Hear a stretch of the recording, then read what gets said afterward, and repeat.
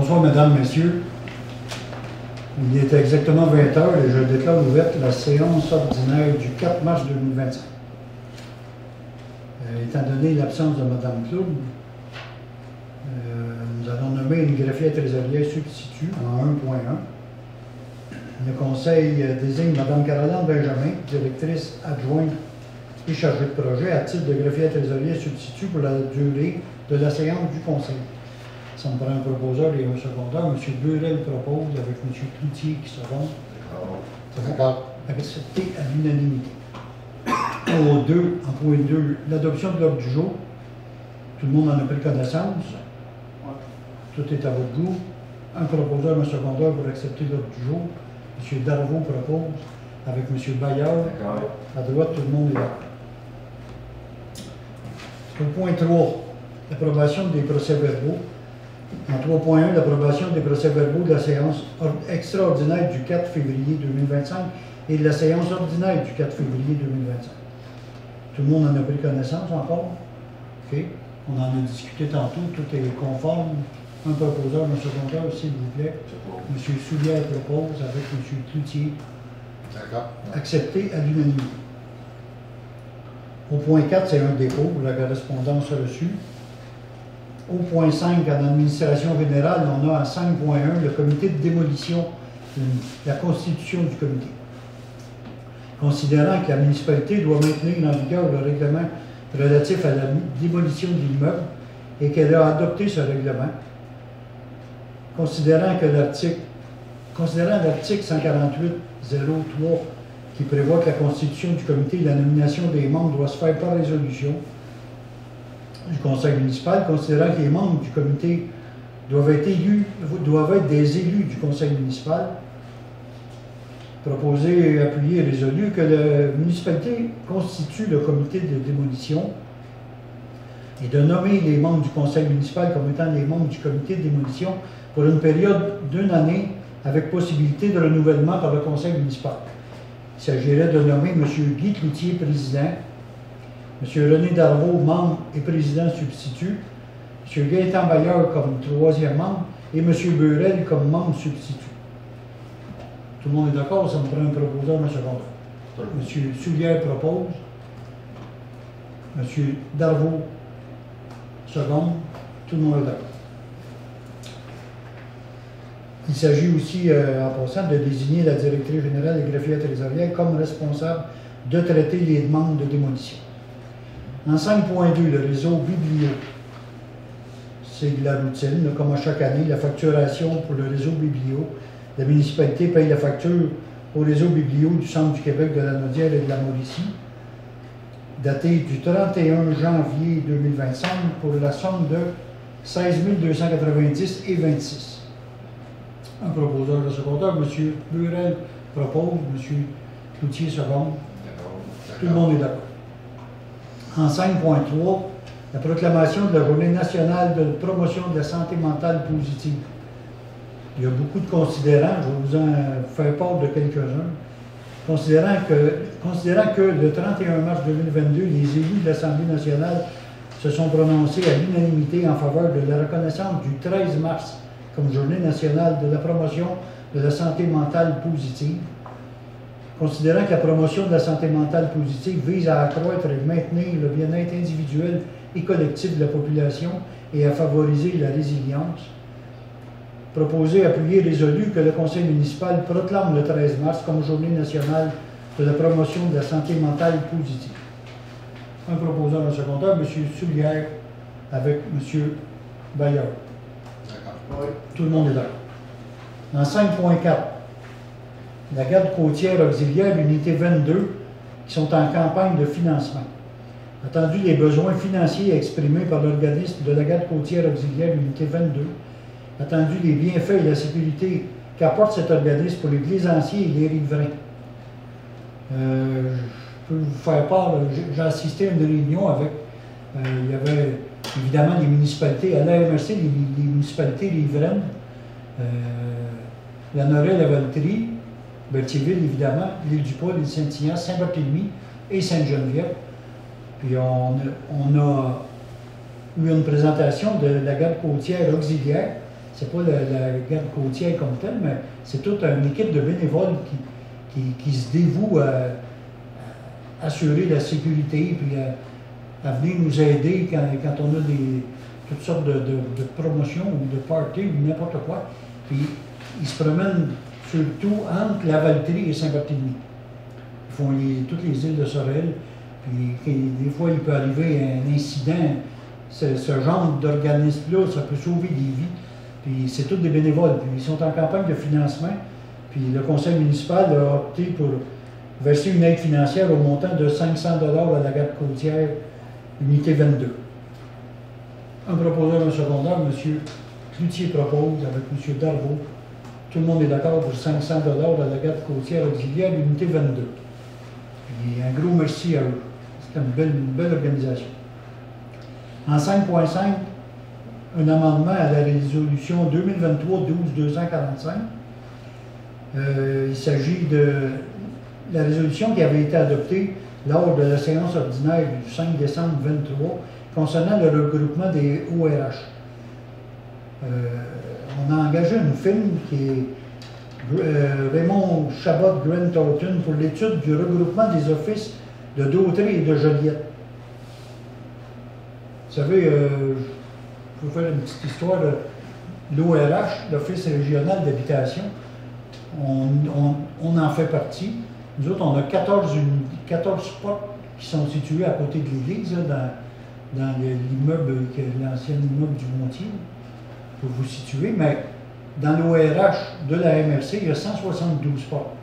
Et avec 172 spots, l'aide gouvernementale pour diriger l'Office régional d'habitation, on est vraiment limité. Je pense que c'est 2 ou 2,5 personnes que la Société d'habitation du Québec, la CHQ, nous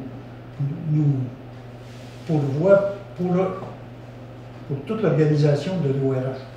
Fait qu'on a pensé à aller s'organiser avec la MRC de Joliette. Je pense qu'on monterait autour de 600 unités au lieu de 172. Puis en se regroupant comme ça, on aurait peut-être 8 ou 9 personnes payées pour s'occuper des deux ORH ensemble. Fait qu'on a demandé à la firme Raymond Chabot Grant Thornton de faire une étude. Puis on pensait payer 1562,50, mais étant donné que là, toutes les municipalités se sont mises ensemble, la facture n'est que de 427,28.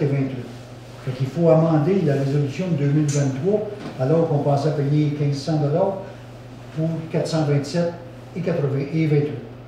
Un proposeur, un secondaire, M. Soulière. En passant, M. Soulière est président de l'ORH de Berthier, avec M. Burel. Oui. D'accord. Tout le monde est d'accord. En 5.6, le club de patinage artistique de Berthierville une demande de commandite. Je pense que c'est redondant, on en accorde à chaque année. On accorde la même commandite que l'an passé, soit 250 $ pour une publicité d'une demi-page dans le programme souvenir du spectacle de patinage artistique de Berthierville, le spectacle de fin d'année. Un proposeur, un secondaire, M. Darvaux propose, avec M. Bayard à gauche, tout le monde est d'accord, accepté à l'unanimité. En 5.7, l'Association du hockey mineur de Berthierville, demande de commandite encore.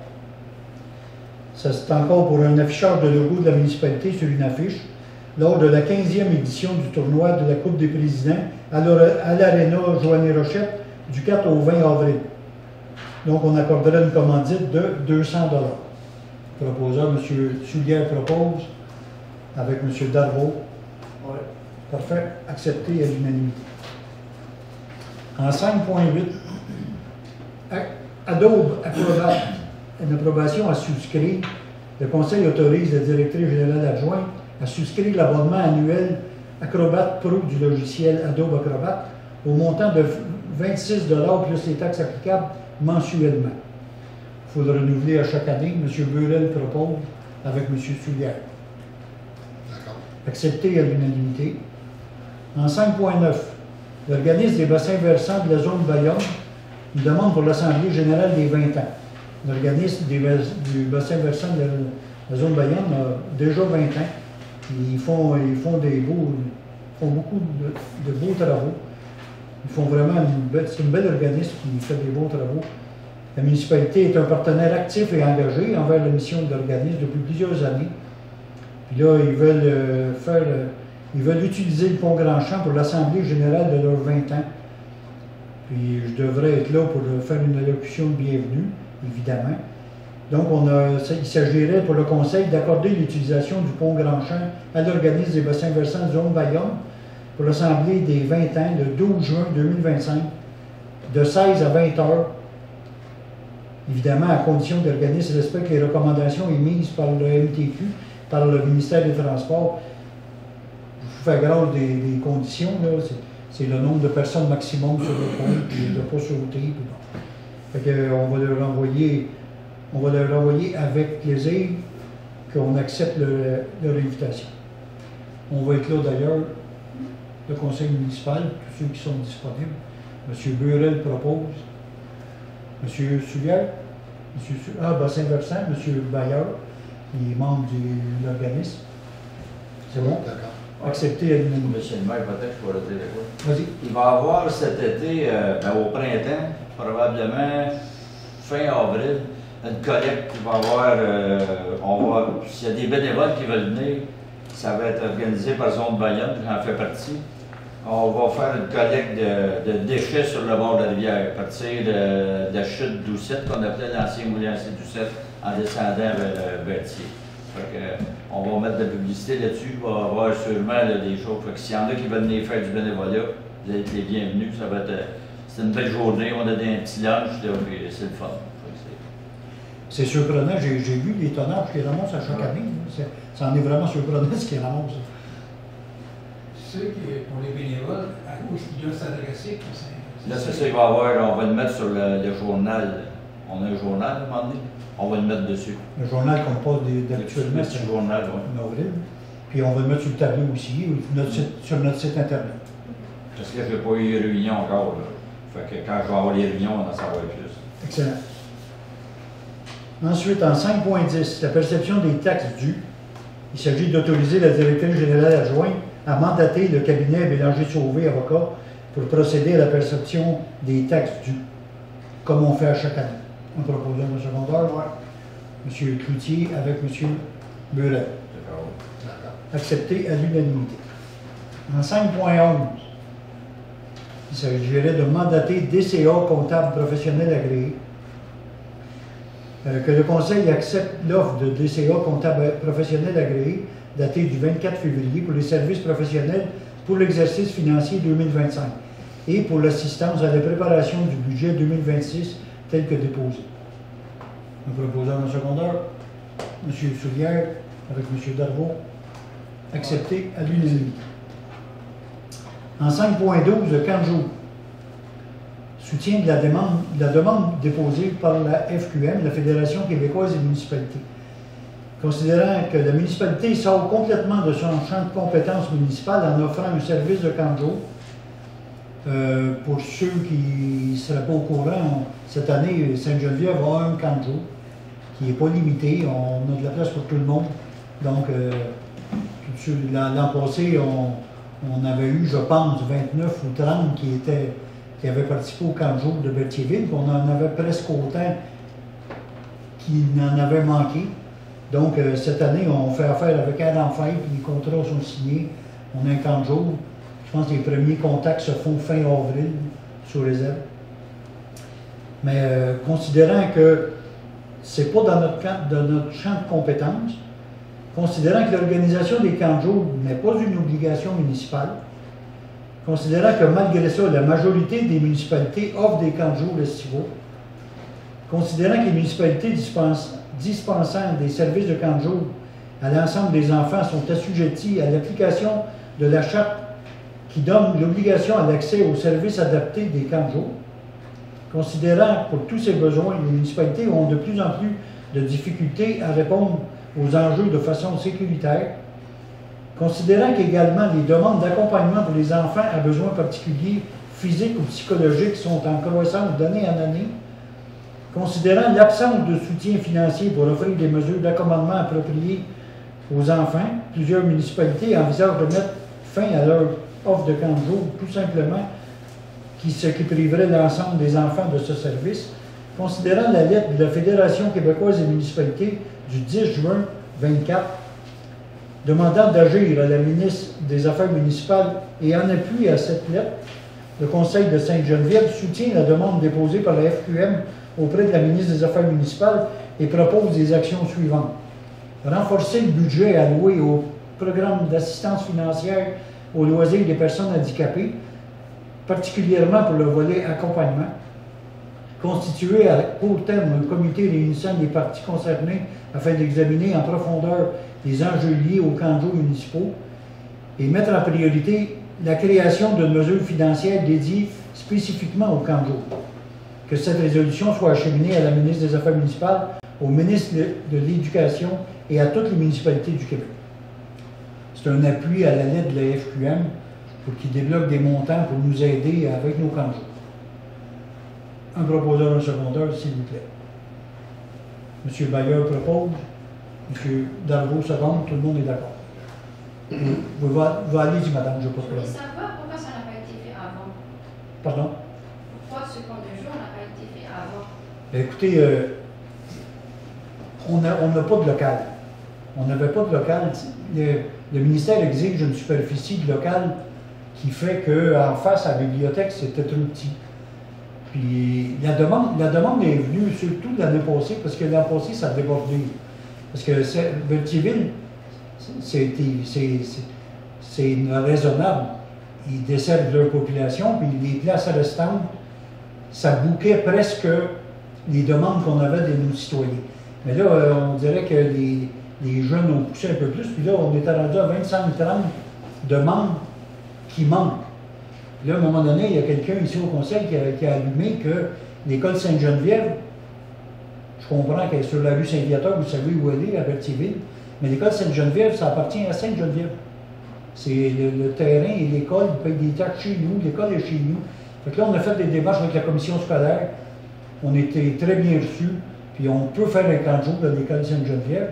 Fait que là, tout a débloqué à partir de là. Puis, on a fait affaire avec Air en Fête parce que c'est très, très demandant pour le personnel de la municipalité. Parce qu'à chaque matin, il y a toujours quelque chose qui se passe. Des malades, des remplaçants, il se passe de quoi à tous les matins, c'est très demandant. Fait qu'on on voulait avoir un système clé en main. Air en Fête, c'est une grosse organisme qui s'occupe, je ne sais pas de combien de municipalités au Québec, mais ils sont très renommés. Puis on s'est jumelés avec, parce qu'on n'était pas la seule municipalité qui était dans ce problème-là. L'Île-du-Pas, la municipalité de l'Île-du-Pas avait un peu le même problème que nous. Puis eux autres, ils se dépannaient avec l'île Saint-Ignace. Ils prenaient les places restantes à l'île Saint-Ignace, mais le maire de l'Île-du-Pas m'a même dit qu'il y avait des enfants qui allaient à la Noret, puis il y en avait même qui allaient à Saint-Norbert. Nous autres, par souci d'économie, en plus, le monsieur Deschênes qui s'occupe de l'organisme d'Air en Fête, il nous a dit que le plus économique, ça serait autour de 80 enfants. Puis nous autres, on a fait un sondage à toutes nos familles, puis on prévoit qu'il va en avoir à 55-60. On prévoit 60 enfants chez nous. Puis le plus économique, ça serait à peu près 80. Puis j'ai parlé avec le maire de l'Île-du-Pas, puis lui, il dit, nous autres, on en aurait à peu près 20. Ça a fité juste numéro 1.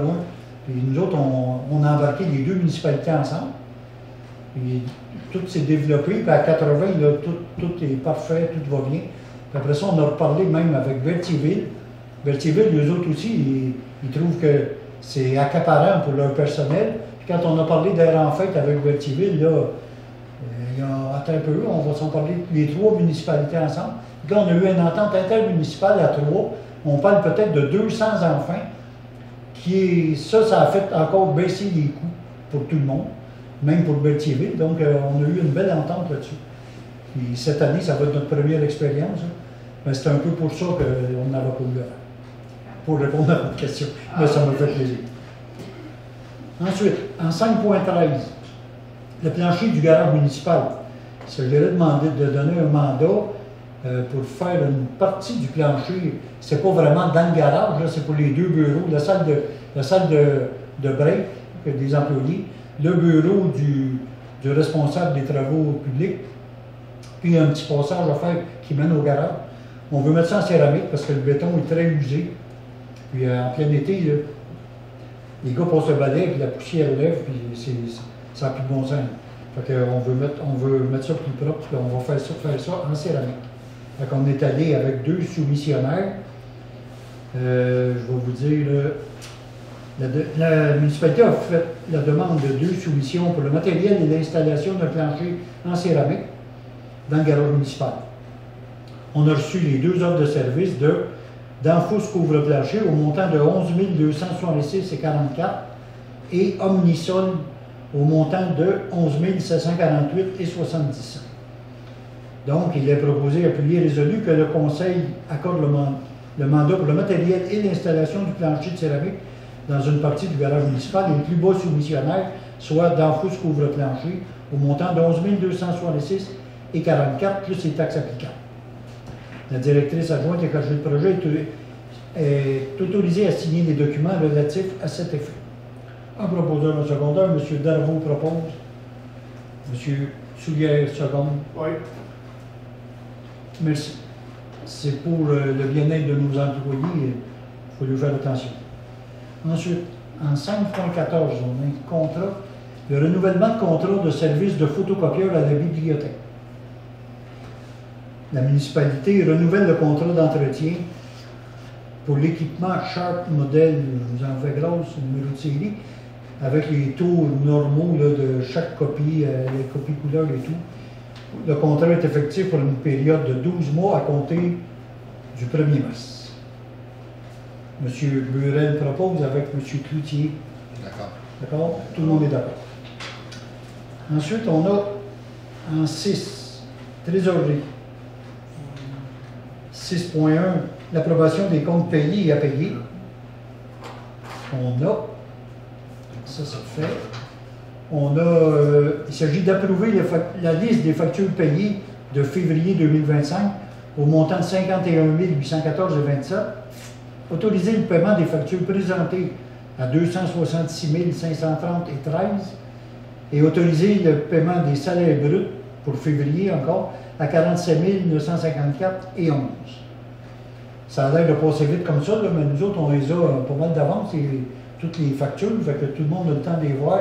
Quand on a des questions à poser ou des éclaircissements à demander, c'est fait en comité de travail, puis tout le monde a fait la job. Donc, là, on prend un proposeur secondaire, M. Cloutier propose, M. Darvaux seconde. D'accord. Accepté à l'unanimité. On a ensuite, en 6.2, le dépôt du rapport des revenus et dépenses de février 2025. Que le Conseil accepte le rapport des revenus et dépenses au 28 février 2025. Un proposeur en secondaire, M. Cloutier propose, avec M. Bailleur. D'accord. Même si c'est un dépôt, j'aime avoir un proposeur en secondaire. On passe ensuite en 7, aux travaux publics, en 7.1. Le 94, le 98 et le 390 Bayonne Nord, des travaux de stabilisation des talus. Attendu que la municipalité doit procéder à des travaux temporaires de stabilisation des talus situés à ces 3 adresses, suite au glissement de terrain survenu lors du passage de la tempête le 9-10 août dernier, attendu que la municipalité a reçu par courriel de la firme GBI une recommandation des travaux de stabilisation des talus ainsi qu'une proposition d'avoir un surveillant pour assister les travaux. Le Conseil accepte la proposition et autorise la directrice générale adjointe et chargée de projet à mandater GBI pour assister et superviser les travaux temporaires de stabilisation des talus pour l'érosion avant que la fonte des neiges arrive. Il s'agit parce que à cause de la montée de la rivière, on veut stabiliser les berges pour pas que ça se magane encore plus au printemps, mais c'est des travaux temporaires parce que les travaux permanents vont être faits au cours de l'été prochain. Ça me prend un proposeur pour un secondaire pour accepter cette résolution, M. Cloutier, évidemment, avec M. Soulière. D'accord. Accepté à l'unanimité.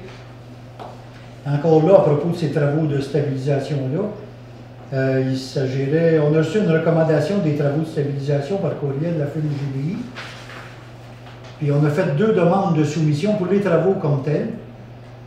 La municipalité a reçu les offres suivantes. G. Gingras au montant de 36 388,50 plus les taxes. et terrassement Barry au montant de 25 945, plus les taxes. Donc, le Conseil accorde le mandat pour les travaux de stabilisation au plus bas soumissionnaire. Il s'agit évidemment de terrassement Barry, à 25 945 $, et cette dépense est comptabilisée et soumise à la subvention de la sécurité publique du Québec. Un proposeur, M. Cloutier, avec M. Subière. D'accord. Accepté à l'unanimité. En 7.3, les constructions MOCA, le compte progressif numéro 5 avec retenue. On a fait un gros job sur le chemin Grande-Côte en 2024. On a payé des factures qui totalisaient, je pense, 1 million quelques, et on avait retenu 74 729,86. Là, ça fait plus qu'un an. La firme MOCA exige qu'on fasse le paiement, mais pendant ces travaux-là, on a fait de l'excavation sur la 138, puis les travaux ont fait que ça cogne à toutes les fois qu'on passe. Moi, je passe souvent là. Puis les travaux ont été repris en 2024. Puis là, on attend le OK du ministère, parce que la 138, c'est le ministère des Transports. Le ministère des Transports va aller refaire un examen pour dire si les travaux sont acceptés ou pas. Mais le ministère des Transports veut attendre un cycle gel-dégel. Ils vont aller faire les inspections, je pense, au mois d'août. Fait que si on paie au complet ce qu'on avait retenu à la firme MOCA, comme on devrait le faire, puis que le ministère dit que les travaux ne sont pas acceptables, on serait pris pour les faire nous autres mêmes. Donc, on a offert à MOCA, à la firme, d'en payer une partie de 75 000 qu'on lui doit encore, mais de garder 20 000 encore en réserve, parce qu'on a fait faire une petite évaluation sommaire. Si on refaisait les travaux, ça coûterait encore une quinzaine de mille plus les taxes. Donc, on a offert de payer 55 000 puis de retenir 20 000 en cas que le ministère n'accepte pas les travaux tels qu'ils sont faits. Puis la firme MOCA a accepté notre proposition. Donc, ça me prend un proposeur et un secondeur pour retenir encore 20 000 $ sur ce paiement. M. Cloutier propose avec M. qui est dans ce district-là, M. Darvaux. Tout le monde est d'accord? Accepté à l'unanimité. Au point 8, hygiène du milieu, il n'y a rien de spécial. Au point 9, en urbanisme et environnement, il n'y a rien de spécial non plus. Au point 10, sécurité publique et services d'incendie. En 10.1, le schéma de couverture de risque de la MRC a été adopté pour 2024-2034. Le schéma de couverture de risque prévoit un plan de mise en œuvre dont quelques actions relèvent de l'autorité de la municipalité, notamment celle prévoyant un mécanisme de contrôle et d'entretien du réseau d'aqueduc et des points d'eau. Il s'agit de prendre en considération les actions prévues au paragraphe 8 et 9 de l'article 13 du schéma de couverture de risque en incendie de la MRC. Un proposeur, un secondeur. M. Burel propose, avec M. Bayard. Tout le monde est d'accord. En 10.2, suite à ça, évidemment, la municipalité a reçu 2 soumissions pour l'inspection des bornes d'incendie. On a reçu les soumissions suivantes. Hydraspec au montant de 31 $ plus les taxes par borne et Nordico au montant de 35,90 plus les taxes par borne d'incendie. En passant, c'est un petit détail, mais il y a 69 bornes d'incendie à Sainte-Geneviève. Et là, on accorde le mandat pour l'inspection et l'analyse des bornes d'incendie au plus bas soumissionnaire, soit Hydraspec au montant de 2 139 $ plus les taxes. Un proposeur, un secondaire. M. Soulière propose avec M. Cloutier. D'accord. Accepté à l'unanimité. Au point 11, loisirs et culture. La saison de soccer 2025, une entente avec la ville de Berthierville. Ça fait déjà plusieurs années qu'on a une entente avec Berthierville.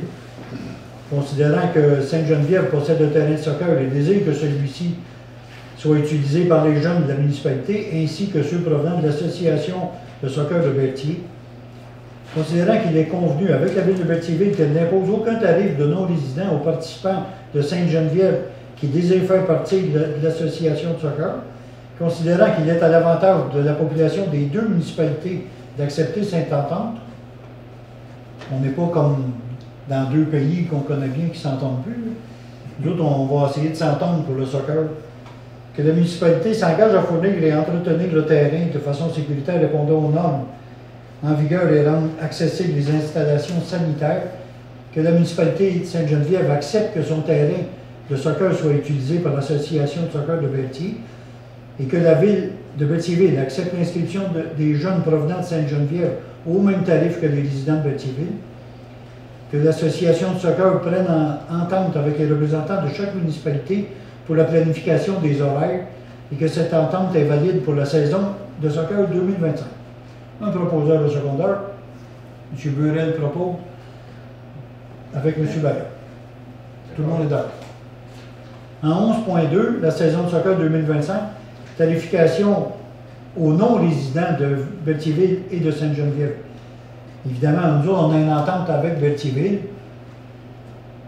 Tout est beau, mais s'il y a des joueurs de soccer qui viennent sur nos terrains, qui ne font pas partie ni de Berthierville ni de Sainte-Geneviève, on facture pour la saison 2025 un montant de 80 $ pour chaque participant utilisant le terrain de soccer qui ne réside pas à Berthierville ou à Sainte-Geneviève. Un proposeur de secondaire, M. Burel, avec M. Bayard encore? Oh. M. Bayard. Accepté à l'unanimité. Le montant est de combien pour le résident? Pardon? Le montant est de combien pour les résidents? C'est attribué par l'association de soccer. C'est Mais selon, selon le groupe d'âge, ça joue entre 130 et 210. C'est-à-dire que ça Pour coûte les plus- résidents. Ça coûte plus cher pour un résident qu'un non-résident? Non, Ça un non-résident, s'additionne. un non-résident, on rajoute 130 de Berthier et 80 de Ah, de Sainte-Geneviève. plus. Oui, exact. Ah, merci. C'est un détail j'avais oublié de comprendre. OK, on en est à la période de questions, puis je vais faire comme on fait d'habitude. La période de questions, c'est pour les gens présents dans la salle, donc je vais vous demander à CTRB de fermer la caméra. Bonsoir, mesdames, messieurs.